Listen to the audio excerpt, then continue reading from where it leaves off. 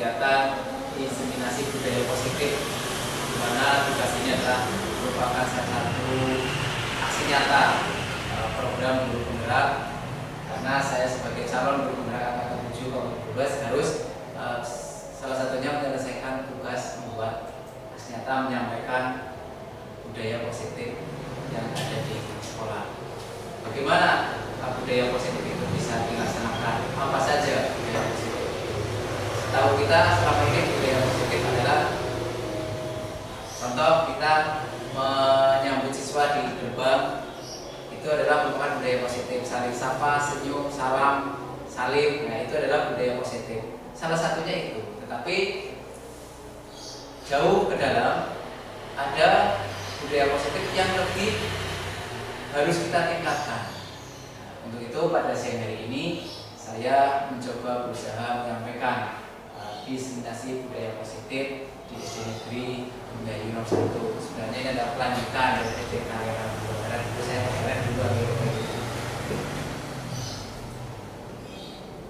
kita mulai saja Bapak Ibu. Nah, ini adalah awalannya adalah guru. Kenapa saya ikut guru penggerak? Karena saya terbuka untuk meningkatkan kompetensi dan tentunya pengalaman. Nanti Bapak Ibu juga bisa mengikuti guru penggerak. Daftar saja di gelombang ke-10 tahap 10 karena tahap 8 dan 9 sudah tutup dan sudah ada pengumumannya di tahap 1. Ini Bapak Ibu aksi nyata modul 1 ke depan. Modulnya ada 10. Modulnya ada 10, 1, modul 1, modul 1, modul 2, modul 3 sampai modul 10. Tetapi masing-masing modul ada modul 1, titik 1, titik 2, titik 3, titik 4. Nah, ini adalah aksi nyata di modul 1, titik 5. Aksi nyata di modul 1, titik 1 sudah saya laksanakan. Tinggal diseminasi yang terakhir. Perkenalkan, sudah kenal semua ya Bapak Ibu ya. Barangkali ada yang kemudian ini Bapak Ibu fasilitator saya. Nah, ini Pak Masuki. Pak Masuki adalah orang Aceh. Beliau adalah dosen di salah satu universitas di Aceh, tapi juga menjadi media suara di BB PKP, Balai Besar Program Pendidikan Guru. Kemudian pengajar praktik saya adalah Ibu Thohiratul Karimah. Barangkali ada yang kenal di sini, orang Kalimusu. Kenal ya? Ya, Ibu Thohiratul Karimah adalah guru agama di SMA Negeri 1 Mendayu. Kemudian adalah pengajar praktik. Saya insya Allah hari Kamis akan hadir ke sini untuk mengadakan pendampingan individu. Di mana pendampingan individu nanti Bapak Ibu mungkin ada yang ditanya, ada yang disuruh untuk mengisi instrumen dan sebagainya. Tapi instrumennya bisa saya yang isi atau bisa Bapak Ibu yang isi. Itu tergantung ya. Tapi insya Allah saya yang mengisi atau langsung dengan Bapak Ibu di hari Kamis nanti. Kemudian tujuan aksi nyata ini adalah berbagi pengalaman mengenai penerapan konsep-konsep yang dari budaya. Pengalaman yang sudah saya lakukan, kemudian pengalaman dari teman-teman yang lain. Konsepnya ini disiplin positif dan nilai kebajikan universal. Kemudian ada motivasi, hukuman, penghargaan, keyakinan kelas, kebutuhan dasar manusia, kemudian ada posisi kontrol dan restitusi ketiga restitusi. Dari keenam inilah yang akan saya sampaikan dan sudah saya lakukan. Yang pertama disiplin positif dan nilai kebajikan universal. Kemudian yang kedua motivasi, hukuman, penghargaan. Saya tanya Bapak Ibu, untuk Bapak Ibu lebih memilih, pernahkah Bapak Ibu menghukum siswanya? Misalkan menghukum dengan cara fisik atau non fisik? Pernah? Pernah ya? Saya yakin semua pernah. Orang bisa PR, kok bisa orang bisa PR? Nah, orang bisa PR, terus mana mulai kenapa nggak? Nah, itu merupakan hukuman.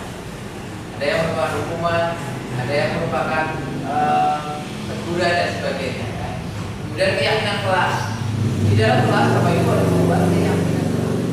Kesepakatan di kelas ini harus bagaimana seperti itu.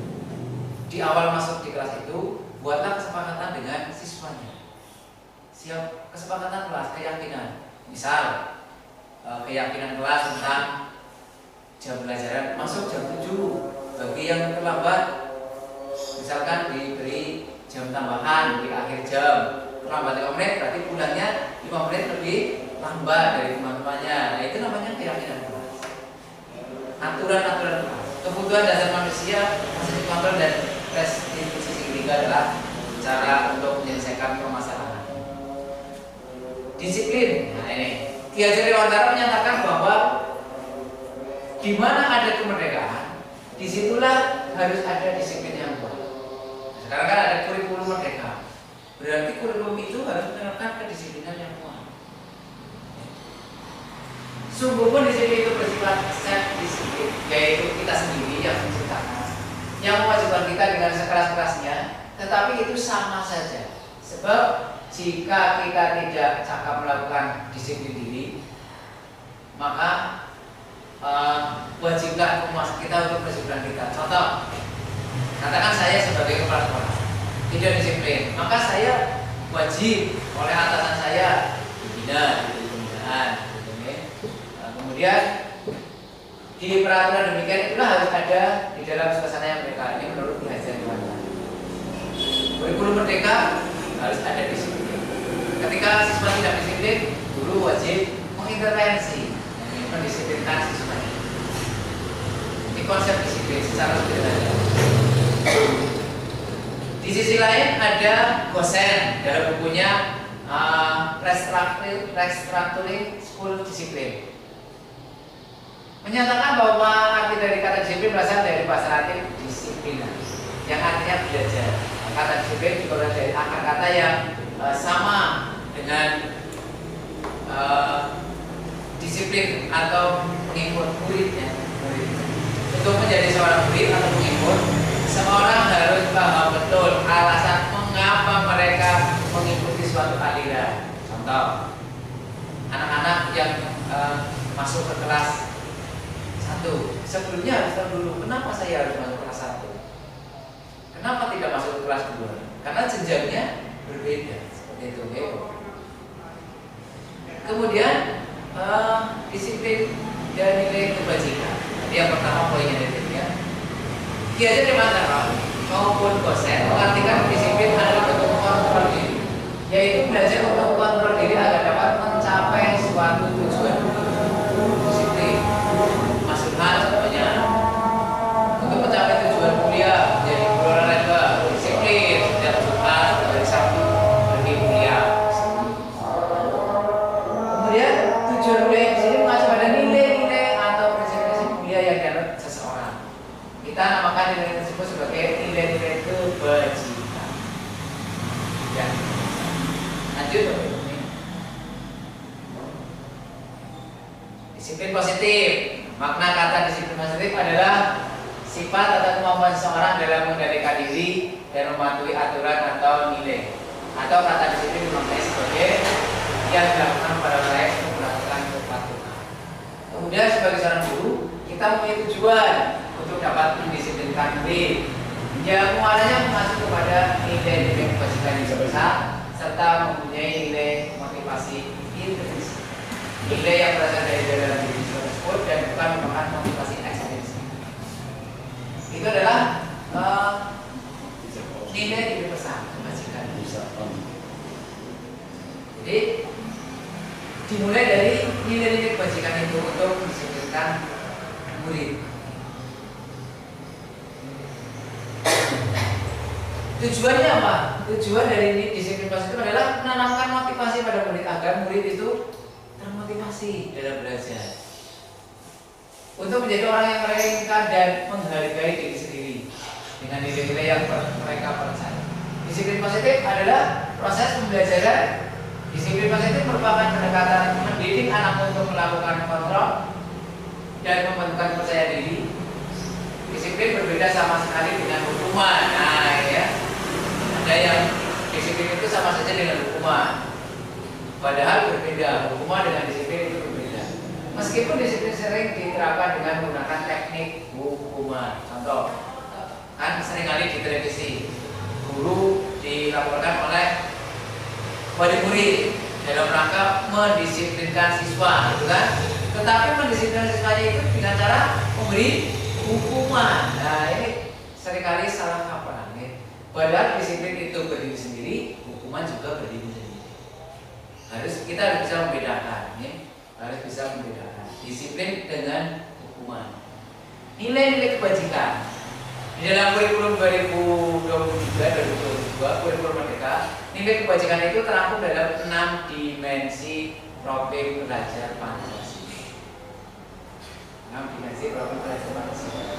Yang pertama ada beriman bertakwa kepada Tuhan Yang Maha Esa, kemudian berkebinekaan global, gotong royong, kreatif, benar kritis dan mandiri. Hafal gitu Ibu? Ada yang hafal? Hafal ya. Nah, kalau belum hafal nanti kita hafalkan dengan menggunakan lagu. Belajar Pancasila, beriman dan bertakwa kepada Tuhan Yang Esa dan berakhlak mulia, berkebinekaan global, gotong royong mandiri, kreatif dan bernalar kritis. Seperti itu gitu Ibu. Nanti diajarkan anak-anak. Belajar Pancasila, beriman dan bertakwa pada Tuhan Yang Esa dan berakhlak mulia, berkebinekaan global, gotong royong mandiri, kreatif dan bernalar kritis. Bisa Bapak Ibu? Bisa dicoba? Ayo kita coba lah ya. Ngantuk ya. Biar tidak nanti kita coba ya. Belajar Pancasila, beriman dan bertakwa pada Tuhan Yang Esa dan berakhlak mulia, berkebinekaan global, gotong royong mandiri, kreatif dan bernalar kritis. Bisa ya Bapak Ibu? Nanti diajarkan ke anak didiknya ya, ke peserta didik. Yang pertama beriman dan bertakwa kepada Tuhan Yang Maha Esa. Ini sejatinya adalah ketuhanan Yang Maha Esa Pancasila. Kemudian kebinekaan global. Siswa harus tahu bahwa Indonesia itu adalah beraneka ragam budaya, bangsa dan sebagainya. Dalam satu kelas saja saya yakin sudah berkebinekaan.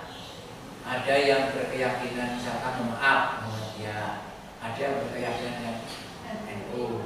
Kalau di sekolah lain ada yang beragama non-muslim, ada yang warnanya hitam, ada yang putih.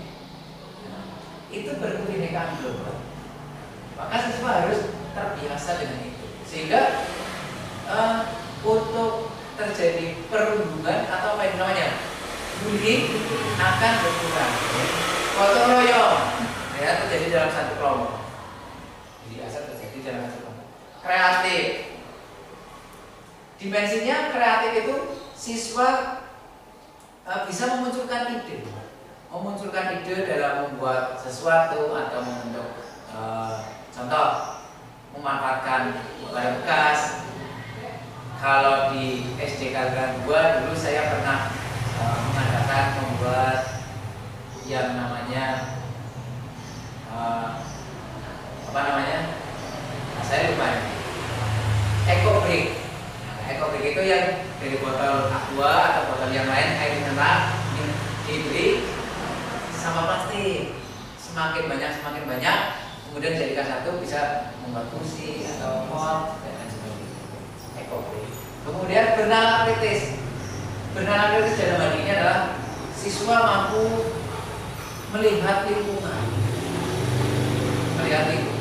Lingkungan kita, oh itu perlu bantuan, siswa memberikan bantuan.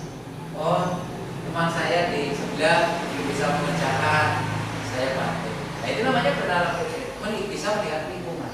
Mandiri, bisa bersikap mandiri. Saya Putri pada sendiri, bukan ya? Mandiri itu berarti artinya mengerjakan sesuatu dengan ini dimensi nilai kebajikan tertuang dalam profil pelajar Pancasila dalam kurikulum Merdeka. Nah ini Bapak Ibu, motivasi, hukuman dan penghargaan. Gosen dalam bukunya yang tadi sudah disebutkan menyatakan ada 3 motivasi kritik kemanusiaan. Yang pertama untuk menghindari ketidaknyamanan. Nah motivasinya untuk tidak menghindari ketidaknyamanan atau menghindari hukuman.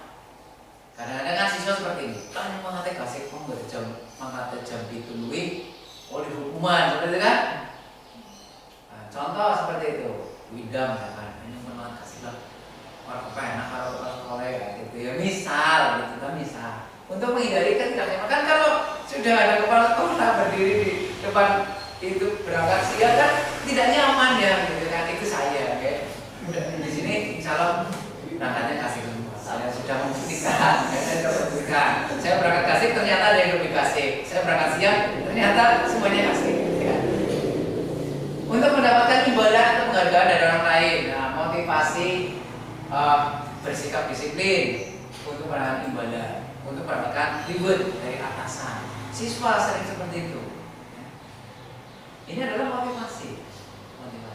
Tetapi ada motivasi yang paling baik, yaitu untuk menjadi orang yang mereka inginkan dan menghargai diri sendiri.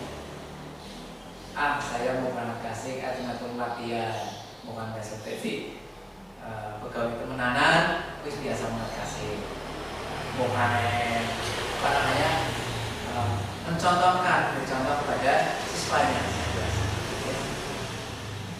Karena motivasi yang ini akan membuat seseorang memiliki disiplin positif. Sifat perilakunya adalah internal bukan eksternal. Artinya dari dalam diri, keluar dari dalam diri. Bukan motivasi dari orang lain. Contoh, bukan hanya memotivasi enam, bela kan ada umat kasih, ini umat kasihlah, bukan seperti itu ya. Tetapi kalau mereka Mas Jona, saya mau kasih biar bisa mengerjakan, itu kan dari dalam diri. Atau Mapela, saya mau kasih lah biar bisa mengerjakan sendiri, terus nanti pulangnya bisa cepat. Motivasi. Tapi motivasi yang paling baik adalah motivasi yang datang dari diri sendiri, karena menghargai diri sendiri, menghargai karir, menghargai pekerjaan dan sebagainya. Ada 3 motivasi. Kemudian, ini motivasi dalam hal ini adalah serangkaian sikap dan nilai-nilai yang mempengaruhi individu untuk mencapai hal yang spesifik sesuai tujuan individu. Sikap dan nilai tersebut merupakan suatu invisible yang memberikan kekuatan untuk mendorong individu dalam mencapai tujuan. Makanya motivasi itu tadi ada 3. Dasarnya ada 3. Karena tidak nyaman, karena ingin dipuji, karena berasal dari diri sendiri. Kan pasti ada tuh orang-orang yang seperti itu ya, anak-anak lah, enggak, siswa kita ada yang disiplin, motivasinya ingin dapat nilai yang bagus, ada. Kalau tidak ada penghargaan nilai yang bagus, maka anak tersebut tidak akan disiplin, biasanya seperti itu.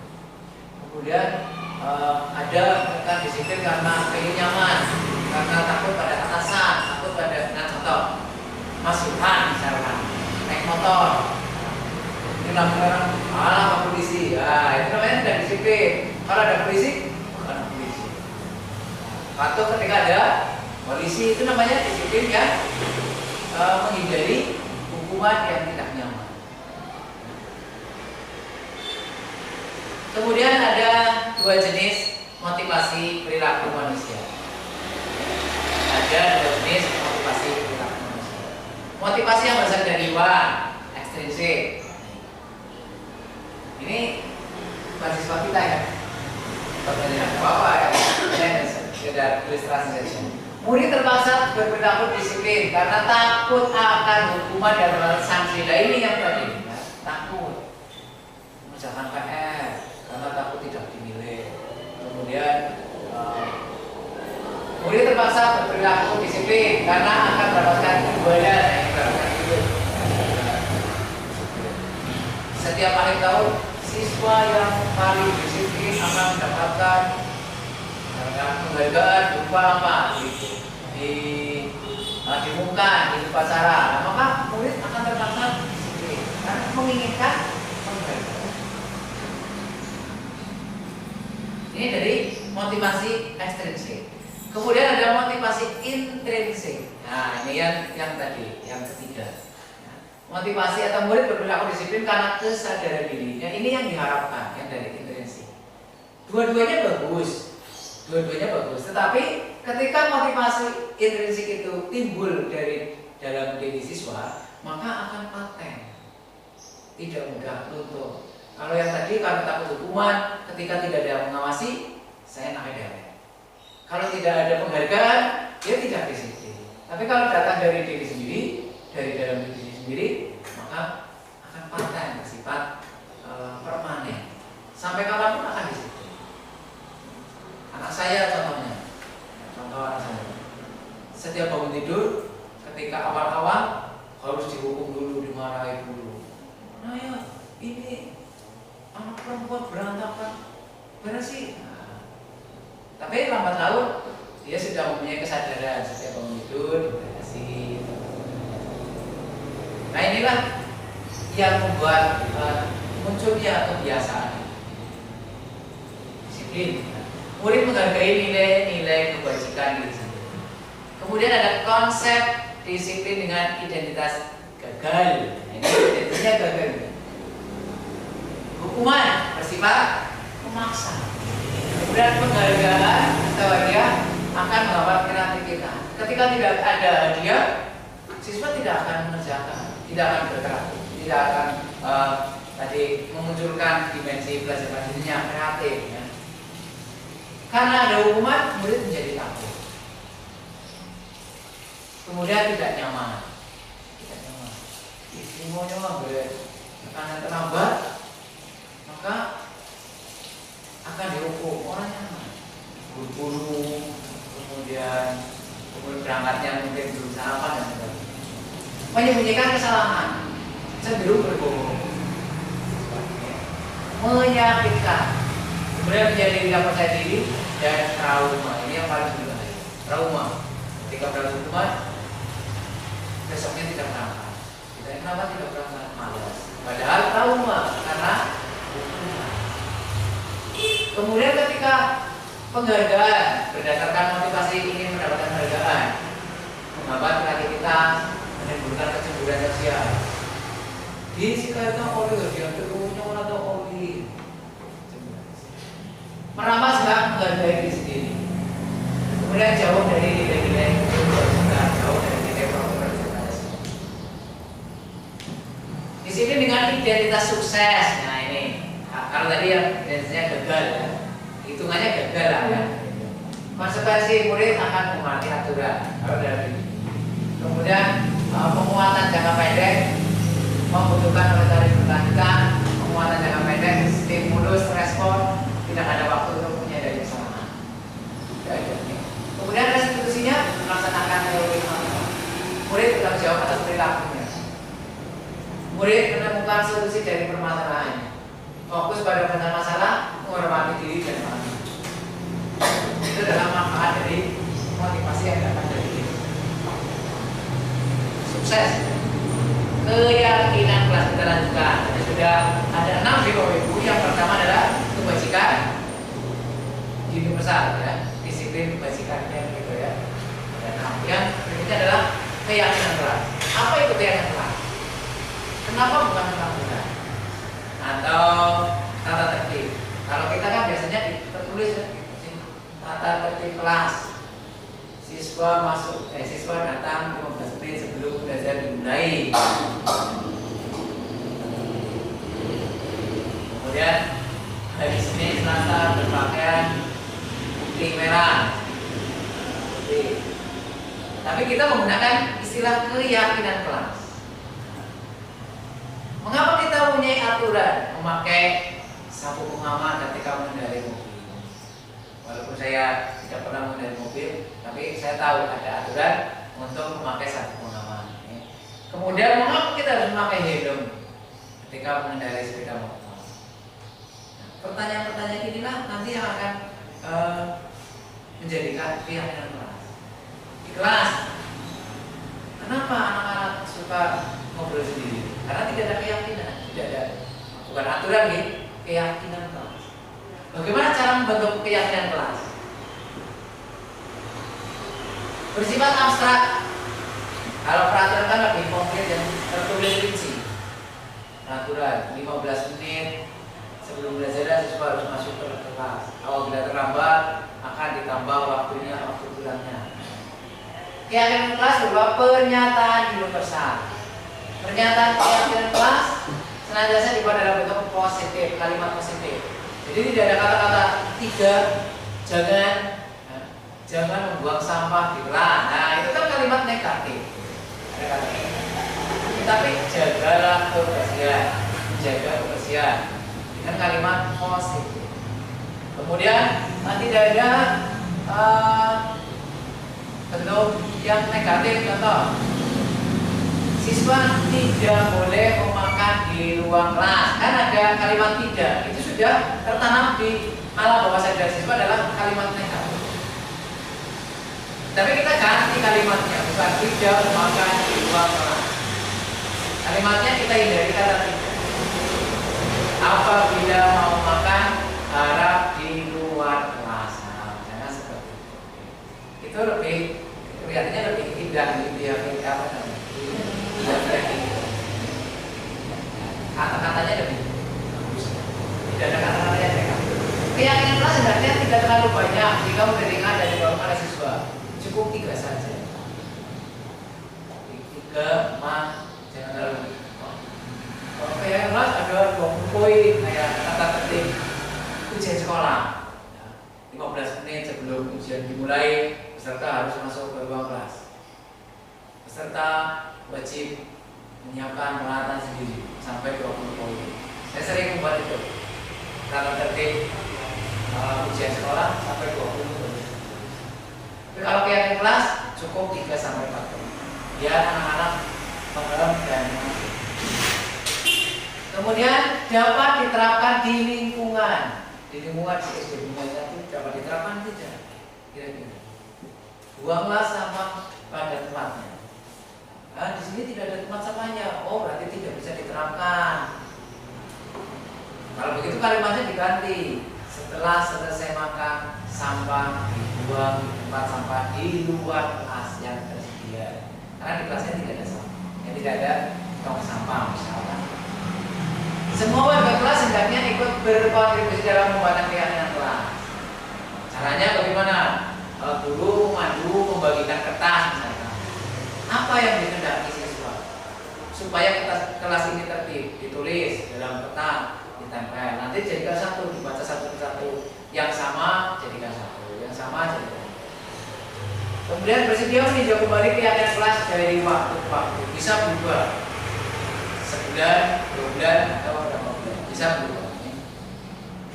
Proses pembuatan keyakinan kelas, guru bersama siswa membuat keyakinan kelas. Yang pertama, peraturan kelas menjadi keyakinan kelas.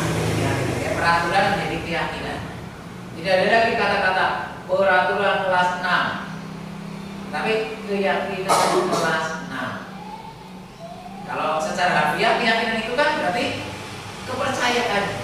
Artinya kita menumbuhkan kepada siswa kepercayaan kelas supaya kelas itu tertib, kondusif, saling mempercayai antara teman dan murid percaya dengan guru, guru percaya dengan murid, itu keyakinan. Kemudian guru bersama siswa berdiskusi tentang peraturan kelas. Nah, keyakinan nih. Guru bersama siswa berdiskusi merumuskan peraturan kelas tadi. Ingat, tidak boleh, tidak ada menghindari kata-kata yang negatif. Tidak, jangan, dilarang. Itu negatif. Menuliskan keyakinan kelas dan menempelkannya. Nempelkan di sudut sudut keyakinan kelas.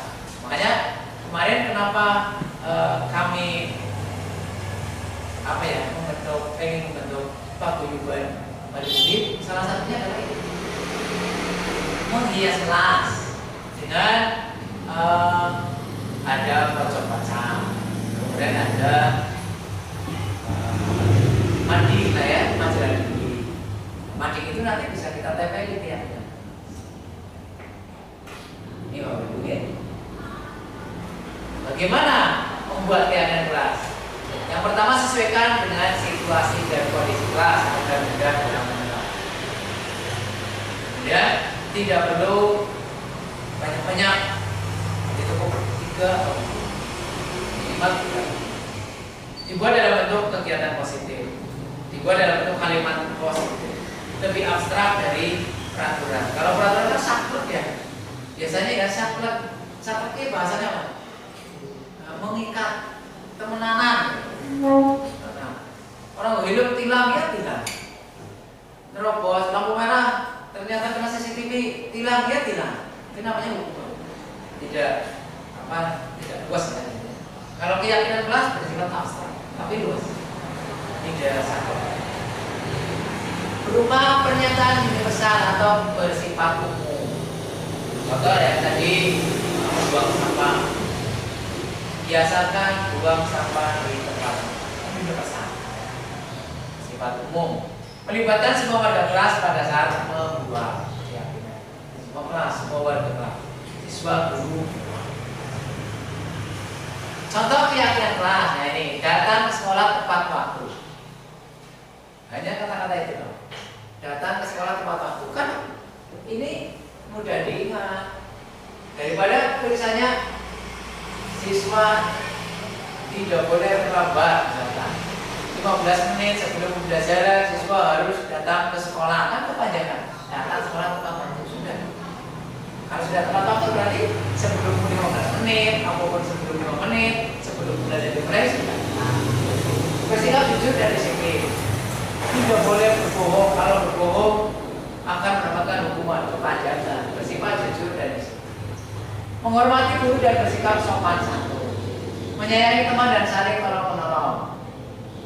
Bisa diganti budayakan 5S. Baik guru ke siswa, siswa ke siswa, guru ke guru. Dari 5S. Salam, senyum, sapa, sopan, santun. Kalau siswa bisa salam, salim, senyum, sapa, santun dan sebagainya. Melaksanakan semua tugas sekolah yang diberikan oleh guru. Bertanggung jawab dengan kebersihan kelas sesuai jadwal piket. Nah, ini keyakinan kelas. Bisa dirubah, bisa dipahami ya Bapak Ibu ya. Keyakinan kelas dengan peraturan kelas. Peraturan kelas biasanya lebih mengikat dan pasti ada sanksinya. Kalau ini tidak ada sanksinya. Datang sekolah tepat waktu. Anak-anak atau mereka?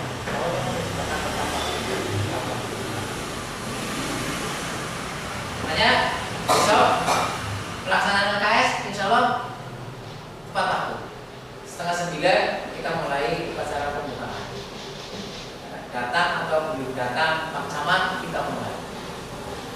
Supaya jam 9 tepat kita mulai kegiatan. Sehingga tidak sampai sore. Ini datang ke sekolah tepat waktu. Kita jujur dan disiplin. Kan jujur itu banyak ya. Tidak harus berkata bohong, berkata sesuai dengan kebenaran. Berkata bohong berarti tidak jujur. Jujur dalam mengerjakan soal, tidak mencontek temannya, tidak mencontek buku dan sebagainya. Contoh gitu ya, Bapak Ibu, nanti bisa dibuat sendiri sesuai dengan kesepakatan masing-masing warga. Kalau dulu saya di Kaliran 2 amputkan membuat kegiatan kelas cuma 3. Yang pertama, buang sampah, menjaga kebersihan dan membuang sampah di tempatnya karena ada tempat sampahnya di kelasnya. Kemudian yang kedua, melaksanakan tugas harian yang telah ditentukan. Yang ketiga, mengerjakan tugas dari guru tanpa adanya paksaan. Itu saja. Padahal ini contoh tergantung kesepakatan dari masing-masing kelas. Setelah ada yang pertama tadi ada kebajikan universal, kemudian yang kedua ada motivasi, yang ketiga ada keyakinan keras, dan yang keempat ada kebutuhan dasar manusia. Kebutuhan dasar manusia ada 5. Yang pertama bertahan hidup, kemudian kasih sayang, kebebasan, kemudian ada penguasaan. Bertahan hidup, manusia mencari bekerja Itu kan dalam upaya mempertahankan hidup. Pak Guru untuk mencari uang, uangnya untuk apa? Usaha kita. Kemudian manusia memerlukan kasih sayang, memerlukan kebebasan, penguasaan. Ada yang beberapa yang harus dikuasai. Bertahan hidup, kasih sayang dan rasa ingin diterima, penguasaan, kebebasan dan kesenangan. Ini kesenangan. Manusia butuh kesenangan. Ya sekali-kali lah hari Senin Selasa Rabu Kamis Jumat Sabtu yang gawe bae ngambilnya refleksi. Yang beda ya refleksi. Ya silakan ya refleksi. Kalau mana kuningan refleksi. Selain untuk kuliah kita juga refleksi. Dulu saya kuliah S2 di Semarang. Jumat Sabtu Minggu berangkat Jumat siang jam 12 ya. Berangkat Jumat siang sampai sana jam 3. Refleksi di jalan. Naik kereta mana refleksi. Meskipun di sana dia pulangnya refleksi mas.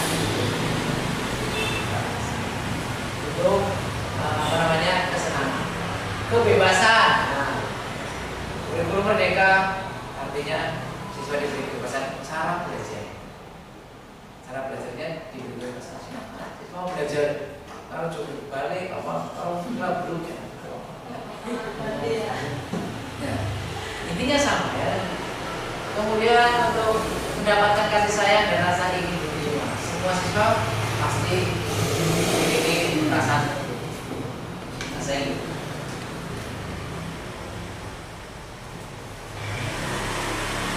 Ini kebutuhan dasar manusia. Tentang itu kasih sayang dan rasa ingin tahu, rasa ingin diterima, penguasaan, kebebasan dan mendapatkan kesenangan. Kenapa penguasaan? Penguasaan. Saya yakin di masing-masing kelas siswa ada yang mempunyai sifat ingin menguasai. Kemudian kadang-kadang siswa ada yang level keburunan pengen dimanja, pengen dikasih sayang. Apalagi yang kita pernah mendapatkan sayang. Ya, siapa bukan? Naik laren ya. Setelah ada tadi yang pertama apa ya, Bapak Ibu? Yang pertama lupa, kebajikan ide pesan. Kemudian ada motivasi. Kemudian ada keyakinan kelak. Kemudian ada kebutuhan dasar manusia. Tadi yang kelima ada 5 posisi kontrol. Ada sebagai penghukum, ada sebagai pembuat rasa bersalah, ada sebagai teman, ada sebagai pemantau, dan yang paling tinggi adalah sebagai manajer. Sebagai penghukum, guru sebagai penghukum. Siswa ketika berkelahi, kita berikan hukuman. Itu posisi. Kemudian membuat rasa bersalah.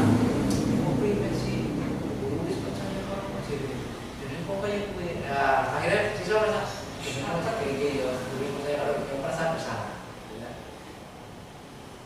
Sebagai teman, ketika ada siswa yang merasa lambat, merasa minder, kita datang hadir sebagai teman. Kamu kenapa? Kenapa kamu saja? Ada guru di sini, katakan guru ceritakan permasalahannya apa sebagai teman. Sebagai pemantau, kita pantau dulu siswa kita. Ini bocah karakternya kayak gini, bocah karakternya kayak gini. Kemudian sebagai manajer, kita memanage permasalahan yang pemecahan permasalahan yang dihadapi oleh siswa. Posisi penghukum. Nah, guru yang berposisi sebagai penghukum biasanya langsung menyalahkan siswanya. Kemudian ada pelanggaran kesepakatan kelas tadi. Contoh, kesepakatan kelasnya adalah keyakinan kelasnya membuang sampah di tempatnya. Ketika tidak membuang sampah berbaik, langsung salahkan. Wow, ini bisa peraturan seperti ini. Anak yang terus gawe keyakinan dewe. Tanpa mempedulikan alasannya. Kenapa bocah kowe? Kenapa kok buang sampah sembarangan?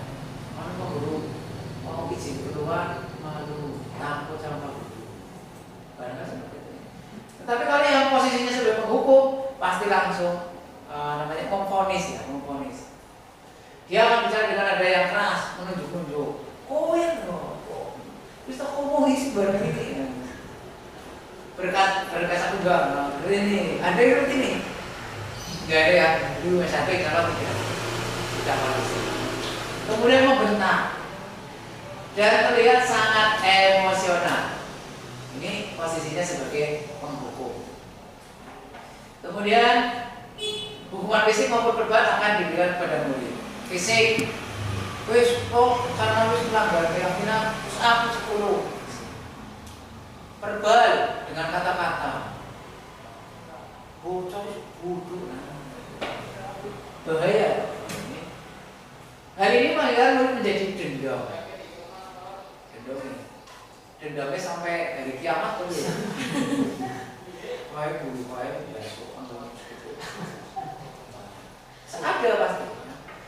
Jangan sampai ada cerita guru meninggal di bumi. Amit-amit ya. Karena ada kan. Nah, mudah-mudahan di sini aman. Baik saja. Ini gara-gara posisi guru sebagai penghukum. Ya. Dendam, marah, malu. Malu kenapa malu? Karena dipermalukan di depan teman-temannya. Dimarahin. Tidak suka lagi dengan gurunya. Kan? Kalau gurunya orang-orang. Dia jauh bisa masih pulang. Jauh masukan. Kalau orang goyok, orang waduh, mari orang penonton. Tidak suka dengan guru. Tapi saya yakin kalau murid-murid SD 1 disiplin positifnya, budaya positifnya benar kita. Kalau yang di kota itu memang agak susah. Meskipun di sini juga kota, tapi agak masih tinggi. Dampak negatif lainnya adalah trauma berkepanjangan. Ini posisi penghukum. Jangan sampai mudah-mudahan guru-guru di media 1 tidak ada yang berposisi sebagai penghukum. Kemudian posisi pembuat rasa bersalah. Nah ini yang tadi. Posisi ini biasanya guru tidak dengan ada cenderung lembut.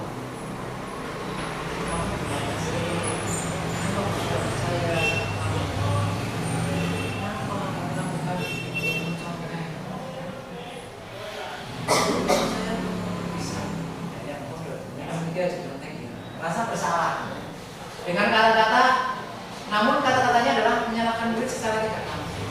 Beliau akan menyatakan sebagai menderita oleh perbuatannya gara-gara perbuatan kamu.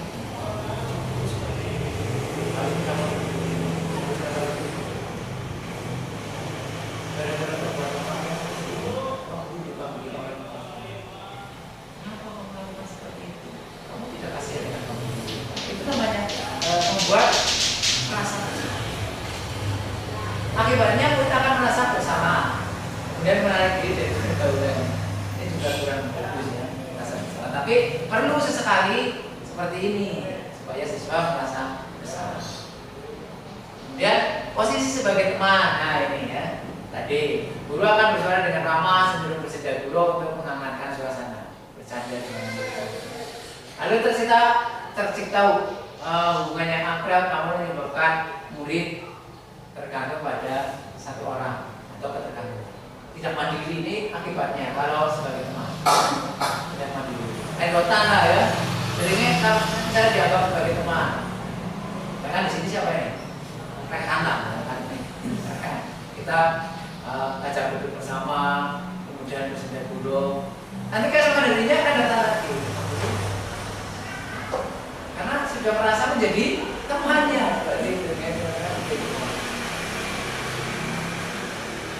Kemudian sebagai pemantau, guru bersuara datar ketika menjadi pemantau, tidak emosional, tidak bersedia guru, serta mengarahkan murid pada peraturan dan konsekuensi. Berarti apa ini? Berarti kalau ada guru yang idealis, ya kan idealis itu tadi yang sebagai posisi pemukul. Guru selalu memantau saat murid diberikan sanksi. Akibatnya murid mematuhi peraturan karena menghindari konsekuensi ini. Nah ini yang sesuai dengan motivasi yang datang karena ketidaknyamanan, karena ingin mendapatkan penghargaan atau pujian. Kemudian guru sebagai posisi manajer, ya, sebagai manajer. Inilah posisi yang paling ideal. Ini Bapak Ibu. Guru bersuara netral, tidak bernada tinggi, tidak emosional, dan tidak terlalu ramah. Kalau terlalu ramah, tidak guru nanti dikiranya teman cewek. Ya, akibatnya lendotan ya Bu ya. Nah, kalau Bu Tri anak kelas 1 lendotan baca. Dan masih karena masih kami kenapa media istilah ya masih keibuan. Kelas 4 lendotan masih ada. Tapi rata-rata yang lendotan murid perempuan. Makanya kita bisa hati-hati ya. Kayaknya kalau kamu tanah lendotan oh iya, lendotan yang beda ya. Iya. Akibatnya guru membimbing murid untuk memecahkan masalah sendiri. Kita berikan stimulus untuk memecahkan masalah. Akibatnya murid jadi mandiri, bertanggung jawab dan dapat memecahkan masalah. Memanage bahwa siswa dia punya masalah ini, kita berikan stimulus. Maksudnya seperti itu, seperti manajer lah. Mudah-mudahan saya juga bisa berlaku sebagai manajer, bukan sebagai bos. Kalau bos kan seperti itu. Maksudnya kayak itu, orang maksudnya bos, manajer, leader itu tidak seperti itu. Ayo maksudnya bareng-bareng. Nah, itu kan namanya. Di dunia ada banyak kan, menuding banyak kan. Mudah-mudahan di sini tidak. Nah itu adalah 5 posisi kontrol sebagai pendidik. Yang pertama ada sebagai posisi menghukum, buat rasa bersalah, kemudian ada posisi teman dan posisi sebagai mantau, serta yang terakhir yang paling ideal adalah posisi sebagai manajer. Tapi porsinya ini berbeda-beda. Kapan kita bisa menggunakan 5 posisi ini? Kapan kita sebagai menghukum? Kapan kita menjadi manajer? Kapan sebagai teman? Gitu ya. Kemudian contoh penerapan 5 posisi kontrol. Contoh kasus siswa yang tidak memakai atribut lengkap saat upacara. Kalau sebagai posisi penghukum, maka dia akan berkata, Pak itu datang sekolah, kalau siswa berdiri di barisan lain. Orang topi, kemudian lagi zaman SMP Pak belum pernah ya, saya pernah bukan waktu ya, saya pernah kenalan orang topi, akhirnya baris di, ya kali depan kan di sana ya terpisah kan. Setelah itu dapat hukuman cabut di rumput, buang sampah dan sebagainya. Kemudian membuat merasa bersalah. Sudah berapa kali tidak sama kamu? Ibu kecewa. Ini biasanya ibu yang bisa membuat kesalahan karena bapak-bapak cedera ya mas. Kalau bapak cedera ini. Kemudian sebagai teman kita rangkul, rehat, ayolah seperti buat berbagi. Ketika anak itu berlomba, kita rangkul. Kita sebagai teman, ayo teman berlomba semangat buat nama baik sekolah ini menjadi baru, buat bapak ibu saat menjadi. Sebagai pemantau, kamu sudah melanggar apa peraturan sekolah? Kita ada bagaimana masuk-masuknya? Tapi saya yakin kebanyakan di sini. Kalau ibu di sini, kalau bapak di sini. Mudah-mudahan ke depan bisa di posisi sebagai manajer. Apakah kamu tahu kesalahan apa yang sudah kamu lakukan? Kira-kira bagaimana cara kamu menguasai dari kesalahan yang sudah kamu? Ada contohnya. Nanti saya berikan contoh. Berikutnya adalah konsep disiplin dengan pendekatan restitusi.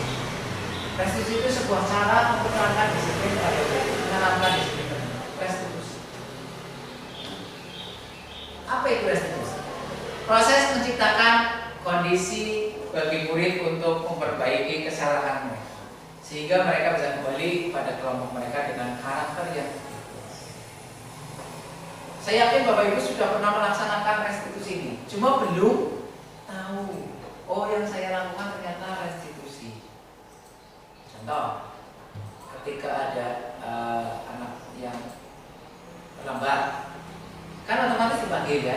ditanya, kenapa tidak? Kenapa? Besok jangan terlambat lagi ya. Ketika ada anak yang mencontek, tadi ketika ulangan Pak Guru ya, kamu membuka buku apa yang kamu beli? Buku apa yang kamu buka? Buku PPKN. Dan ini kan bukan PPKN. Kenapa contek? Kenapa mencontek? Gimana berbicara dari saya? Tidak boleh. Karena sangat asik nonton TV sehingga tertipu sempat menonton dan sempat membuka buku. Salah-salah revolusi. Ciri-cirinya fokus kepada penguatan karakter pribadi. Dan tawaran bukan karena paksaan.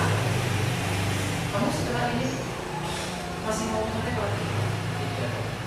Sudah. Tawaran. Ya.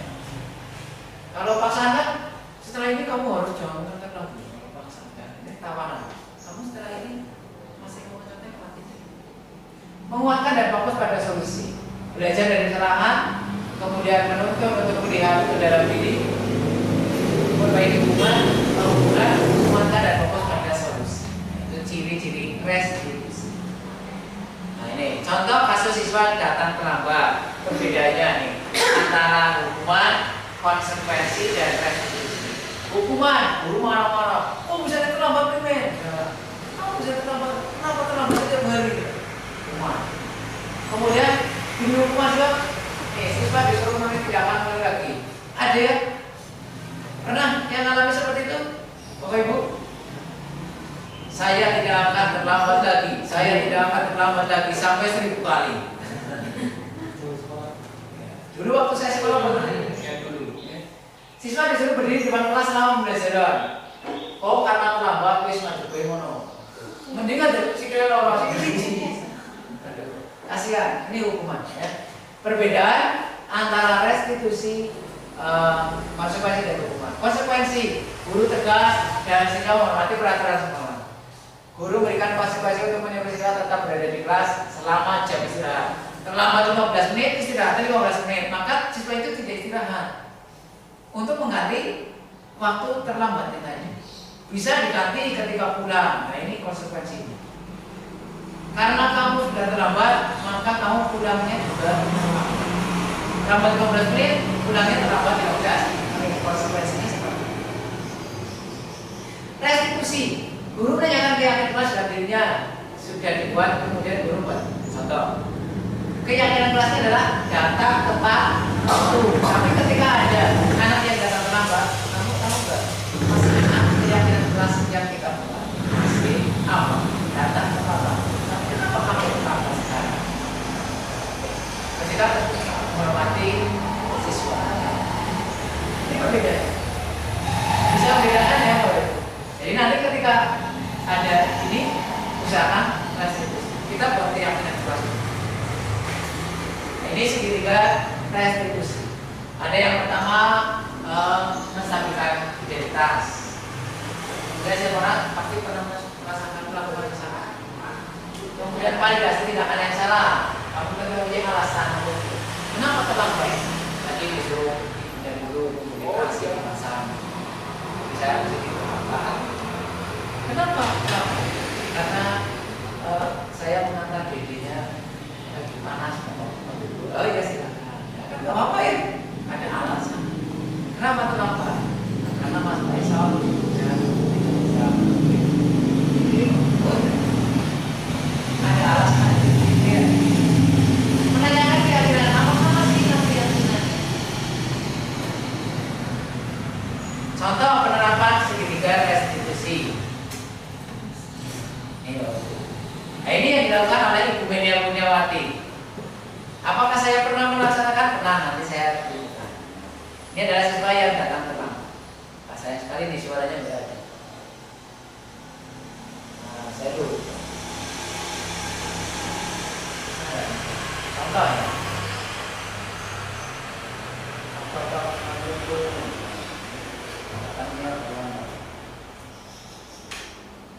Lalu setelah itu Bu Meliati Bu Meli mengadakan nah ini namanya validasi apa tadi? Yang pertama segitiga restitusi kestabilan, kestabilan, memvalidasi kestabilan. Semua orang bisa melaksanakan, pernah melakukan kesalahan. Kenapa kamu selamat? Ya, kamu tahu kan masih keyakinan yang dibuat.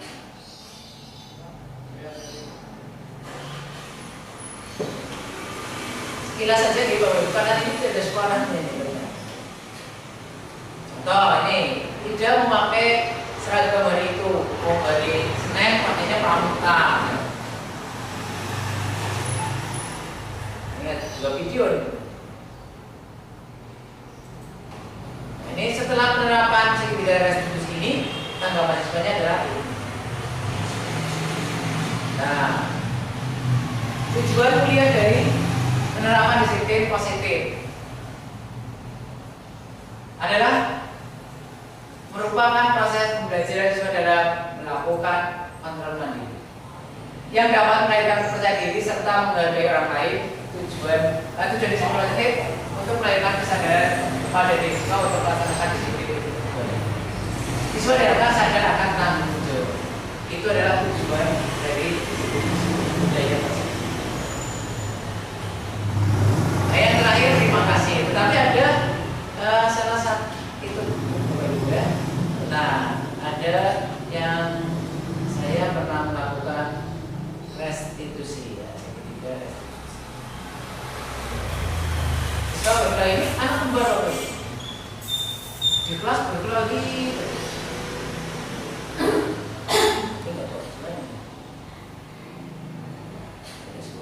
Saya kali gak ada suaranya. Siswa berkelahi. Ini anak kembar. Anaknya Pak Camat, Pak Buyangan. Ada yang rumahnya di Talok. Pak Camat, Pak Buyangan. Anaknya kembar Eza dan Edi. Setiap hari pasti ada berkelahi berdua itu. Padahal kakak adik. Kembali yang berkelahi. Ini pernah saya terangkan. Sering kali.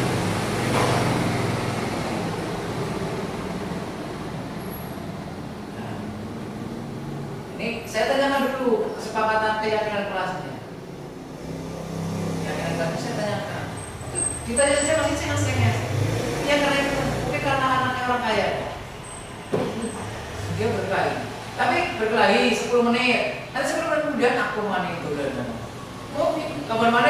Aku sudah izin. Kemudian ada lagi siswa yang mencontek. Pada saat PTS kemarin, PTS semester 1, ada yang ketahuan mencontek, namanya tapi gimana tadi mengerjakan tes agama nggak bisa Pak, susah. Nggak tahu kalau susah. Pertama kali kasih tindakan yang salah. Tapi apa ini? Misalnya, tahu tidak itu perbuatan yang salah. Mencontek itu perbuatan yang salah. Dia tahu Pak. Kenapa Pak itu? Semalam saya nggak belajar Pak, jadi nggak siap.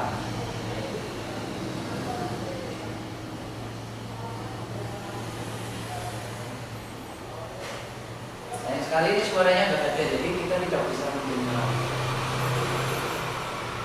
Sudah full. Tapi ini terlihat merasa bersalah, mencontek. Ya, kalau tadi si kembar, diinterogasi saja masih cengang-cengeng. Nanti besoknya Pak Guru, besok dulu Pak Guru mana sebenarnya kepring. Sampai kali ini. Padahal kan di perut badan ya, kembar sih. Dan lagi di kota jadi sekali ya Pak Mela. Iya Pak Mas.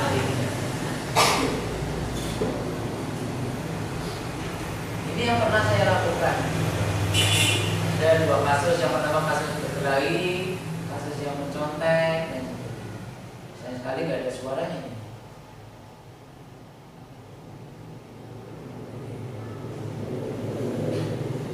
Oke, Bapak Ibu, demikian yang bisa saya sampaikan dalam penyampaian diseminasi ini.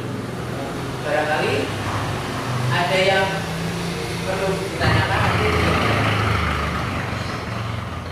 aja Bapak Ibu. Nah, terima kasih atas kesediaan waktunya.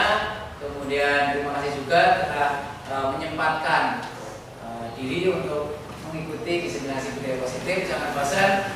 Nanti setelah modul 2 selesai, saya juga akan diseminasi lagi. Mudah-mudahan lebih baik dari ini. Terima kasih semuanya Bapak Ibu, dan saya akhiri. Wassalamualaikum.